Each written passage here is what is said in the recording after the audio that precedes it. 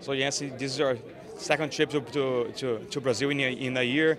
Now you're with Max Holloway here. I see you guys having a great time on social media, visiting all this cool places in Rio. How has this trip been so far for you? This trip has been a little bit longer, but much better. I mean, going up to welterweight, it's just a much easier class for me to make weight. I cut 35 pounds to make 155, and I seen like last year, that was after fighting Trinaldo, that was my move. I'm like, hey, I think the cut was just a little bit too dramatic for me. So welterweight was a bit more natural. You know, I walk around at 190, so 20 pounds isn't that much for me. And Rio looks like Hawaii close, and then Curitiba, it was too cold there. Yeah, Curitiba was cold. Its culture was beautiful, but Rio seems more of the tropical area, and it reminds me of home. It reminds me of home, and I love it. I love the acai here. I eat it every day. So glad I'm welterweight. I eat acai every day now. What's your favorite toppings to go to with the acai? I just recently had one, and they grinded like the cashews in it. I was like, dang, that was good, because I would just eat it regular, and now with the cashews, the texture, whoo. I think I'm on like bowl 10 already. For real, like I eat acai like every day since I've been here. The last fight against Ronaldo here in Brazil was a fantastic war. You ended up losing, but it was a fantastic fight. What do you think? How do you think the weight affected you in that fight? Do you think that you were a natural lightweight, or if that fight was a welterweight, it would have been different? I think, if I was a heavy, I just feel like going down to 155 is just too straining on my body, and I've got all the heart and I've got all the will and spirit to keep fighting. It's kill or be killed in this fight game, and I just feel like you see my last performance at welterweight. I just feel much more healthy, much more heavy, and I fought at 205 and 185 in my beginning of my career, so I'm not scared of size. And now with the weight and the not of a bad weight cut, you're gonna see that power coming through. Waiting for that 205, how much did you weigh? I only cut like 10 pounds, but I didn't have no nutrition, and whatnot. Now I have nutrition, I have a great team, and just 170 is my weight class, and I'm gonna prove that this Saturday. It wasn't that very athletic, right? An athlete. It was just like a fighter. Yes.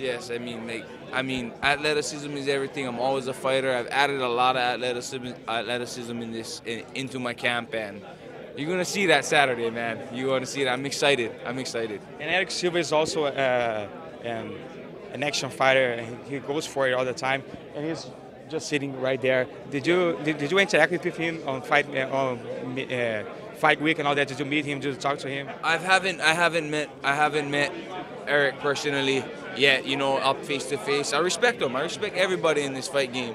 It takes a lot to get in that octagon, but if you're in it, this is the fight business, and it's kill or be killed, and that's what he's gonna be trying to do to me. And Saturday, you're gonna expect a fight and a finish. Do you think that him being the fighter that he is, his style going forward, that helps you in a way?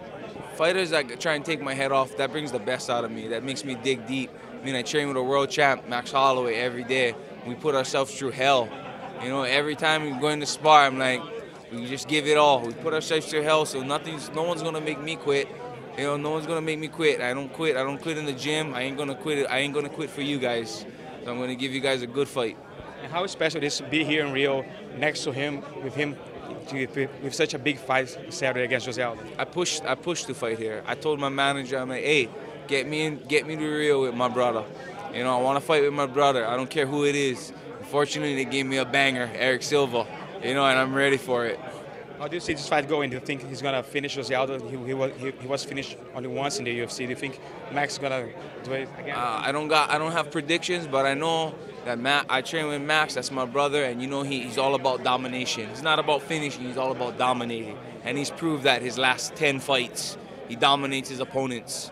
You see that happen, and that's what's gonna happen June 3rd. If Aldo isn't ready for that, but Aldo's a champ.